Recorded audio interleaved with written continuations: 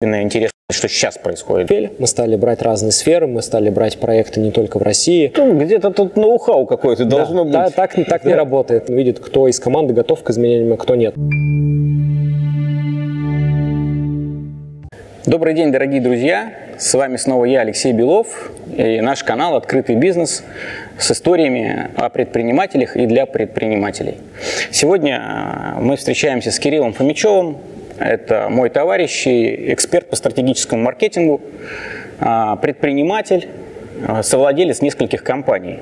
О каких компаниях Кирилл расскажет нам сейчас сам. Всем привет! У нас действительно такая небольшая группа компаний. Мы делаем полный цикл маркетинга, начиная от аналитики, далее следующий этап стратегии, реализация и финальная аналитика, после которой мы принимаем какие-то решения дальнейшие. Вот эта группа компаний, она закрывает практически весь спектр услуг по маркетингу, да? Только каждая из этих компаний какое-то свое звено какое-то играет. Да, все верно, да. Мне тогда интересно узнать, почему маркетинг, почему ты решил заниматься именно в этой сфере предпринимательством, и вообще что за ситуация, что за конкурентная ситуация в маркетинге, особенно интересно знать, что сейчас происходит, да, вот именно в конкурентной ситуации, что. После института я пришел помощником верстальщика и, соответственно, за 4 года дорос до генерального директора, проходя абсолютно все этапы и понимая, как это все работает. Нештатные ситуации, коронавирус, еще что-то, и естественно, что бюджет на маркетинг – это одно из первых направлений, которые сокращают компании. Те, кто не понимает, как стратегически это может быть полезно с точки зрения того, что у тебя есть банальная техническая возможность занять долю на рынке, увеличить капитализацию, сделать еще что-то. И мы начали перестраивать вообще свой бизнес и начали быстро расти, когда мы стали задавать на самом деле более глубокие вопросы нашим клиентам, которые были не связаны напрямую с маркетингом. Ну, например, 90% клиентов приходят с запросом, что мне нужно масштабировать продажи или увеличить продажи. И, соответственно, решают они это двумя инструментами. Первый – это бюджет на маркетинг, либо команда, и отделом продаж. При этом использовать планируют одни и те же рекламные инструменты, что используют и конкуренты, например. Очень часто, на самом деле, проигрывая в бюджете, но результат получить хотят кардинально другой. Где-то тут ноу-хау какое-то должно быть. Да, так не работает. И второй, тоже ключевой момент, я хочу масштабироваться. И когда ты спрашиваешь, а что такое масштабироваться конкретно для вас, то, что подразумевает под словом масштабирование, это всегда разное. Для кого-то масштабирование – это деньги, а деньги могут быть тоже в 3 плоскостях, капитализация, выручка, прибыль. А для кого-то масштабирование – это география. Работаю в городе, в регионе, хочу работать в Европе, на мир, еще куда-то. Исходя из того, как ты отвечаешь на эти вопросы, зависит и то, что тебе нужно делать вообще с точки зрения, на самом деле, и не только маркетинговых активностей. Действительно, многие клиенты даже сами иногда этого не знают. Да? Они считают, что просто нам надо расти, нам надо быть, нам нравятся какие-то наши конкуренты, мы хотим быть как они. А каким маршрутом пройти? Да? И конкретно, что собственники компании, что генеральный директор компании ожидает, они иногда даже ясно себе это не представляют. Надо это просто положить на бумагу, очертить, и тогда будет понятно, какими механизмами этого добиваться. Мы считаем, что стратегия должна формироваться вместе с командой. Команда должна понимать, куда мы идем, поэтому мы собираем топ-менеджеров, собственников, мы добавляем свою экспертизу маркетинговую плюс кругозор, которым мы обладаем благодаря тому, что работаем в разных сферах. И на самом деле собственник еще решает несколько задач. Первое, он видит, кто, собирая эту команду людей, он видит, кто из команды готов к изменениям, а кто нет. И это тоже очень важно с точки зрения роста бизнеса. Первое, что иногда часто приходится слышать, когда надо что-то оптимизировать, все думают, сейчас надо, вот они маркетологи, вроде у них бюджет большой, надо его отрезать, очевидно, это будет экономия. На самом деле как раз глубже надо разбираться и смотреть, потому что часто мероприятия действительно какие-то, которые сейчас штатными сотрудниками выполняются, компании обходятся очень дорого. И имеет смысл порой дать просто фрилансера нанять, эту задачу закрыть, и это будет стоить в 2 раза дешевле, и это не надо будет каждый месяц тратить на эту задачу. Она закончена, все, затрат нет. Какие ты наблюдаешь изменения в сфере маркетинга сейчас? Что происходит в компаниях? Да? Какие движения? мы для себя внутри компании и для тех, с кем мы работаем, пытаемся создать правило проверять минимум одну гипотезу в неделю. Потому что если ты в текущей ситуации двигаешься медленно, то ты начинаешь проигрывать. Часть инструментов, она остановилась, и это правда, но при этом аудитория никуда не делась. Она просто стала перераспределяться на других каналах. Да, действительно, рекламные бюджеты очень сильно сократились, особенно это заметно на таком высоком сегменте, бренды и так далее. Но по факту, если мы возьмем там голую статистику и вот реальные цифры, то стоимость заявок, она очень сильно уменьшилась. Потому что многие приостановили маркетинг, не разобравшись вообще, нужно останавливать или не нужно. Количество спроса, оно как бы уменьшилось, и мы получаем практически по всем сферам. Понятно, что есть исключения, но, наверное, 80% мы получаем стоимость там заявок чуть сильно меньше. Понятно, что количество заявок тоже сильно меньше, но стоимость этих заявок, она как бы... Ты просто подтверждаешь нашу вот текущую аналитику. Мы вот буквально вчера разбирали нашу ситуацию. У нас тоже B2B бизнес, аутсорсинг. И мы смотрели, мы не сокращали маркетинговый бюджет. Мы понимали, что сейчас многие будут это делать.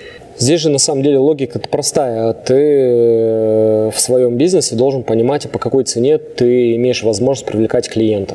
И здесь тоже можно поделить на несколько частей. И ключевой фактор, наверное, который мы сейчас стали считать со всеми клиентами, это не стоимость привлечения первого клиента, а стоимость привлечения с учетом LTV. Потому что условно есть какая-нибудь там пицца, где частота заказов высокая, и первый заказ, он всегда практически минусовой. Не практически, а всегда минусовой. Всегда, да. Вот, соответственно, ты должен рассчитывать не только по стоимости первичного привлечения, но и с учетом того, как ты этого клиента долго оставляешь с собой, и имеешь ли ты возможность поднять ему средний чек, там, частоту оплаты и так далее. То есть ты можешь сохранить, в принципе, те же показатели по количеству, по заявкам, да, но при этом из-за того, что заявка стала стоить меньше, ты начнешь тратить меньше. Как ты считаешь, можно ли сейчас строить какие-то прогнозы по срокам, когда ситуация, скажем так, на рекламном рынке, на рынке маркетинга будет восстанавливаться? Потому что, понятно, сейчас в некой яме находится, да, вот это вот перестроение логистики, это перестроение бизнес-процессов происходит, оно займет какое-то время. Вот как ты считаешь, сколько это может продолжаться? Можно ответить так, что вот последние 12 лет, которые мы находимся в этой категории, в этом сегменте, они все 12 являются неопределенностью. Вот.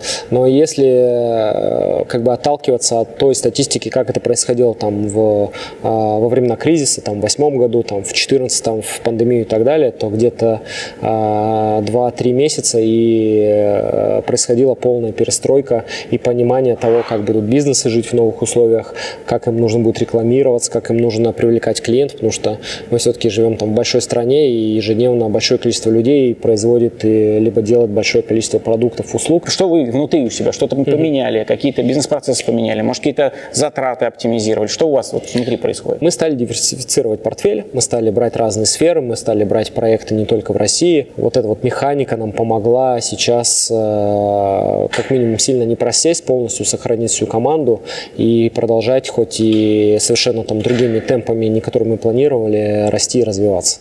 Мне еще очень интересно узнать у тебя, что происходит с кадрами сейчас в сфере маркетинга. Потому что, насколько я понимаю, много специалистов сейчас остаются без работы, поскольку их компании по вынужденным причинам приостанавливают свою деятельность.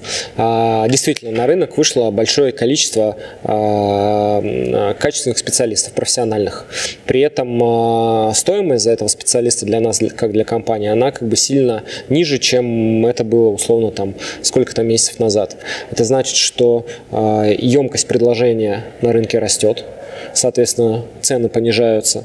И второй момент – это то, что понижается маржинальность за эти же услуги. А скажи, пожалуйста, ощущаешь ли ты какую-то вот в нынешней ситуации, какую-то, или надеетесь, может быть, на какую-то поддержку государства, да, вот в сфере маркетинга какие-то инициативы есть или там планируются, и, может быть, пандемия, во время пандемии ты какие-то помощь какую-то использовал? Помощь мы не использовали. Маркетинг и реклама, она из этого сегмента и пакета помощи исключена. То есть долго шла речь о том, чтобы она там появилась, но пока такое решение не принято.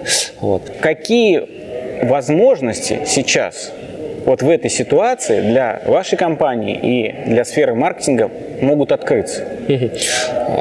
Первое, очевидное, что аудитория куда-то будет перетекать. Соответственно, нужно быть на волне тех инструментов, куда эта аудитория будет переходить. Второе, это мы видим с точки зрения того, что часть там старых инструментов перестала работать, соответственно, под новые инструменты будут появляться там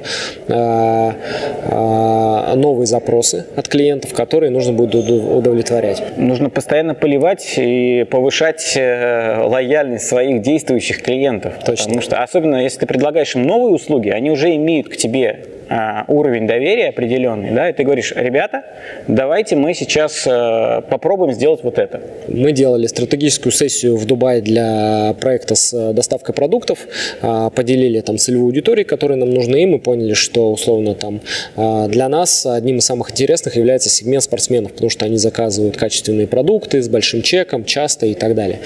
И мы стали думать, а что мы можем с точки зрения маркетинга с ними делать? Мы можем таргетироваться, мы можем офлайн раздавать какие-то флайеры и так далее. А потом подумали, что нужно взять, посмотреть на ситуацию сверху и подумать, а кто-то эту аудиторию уже собрал, кто-то потратил на это время и огромное количество денег, сил, времени и так далее.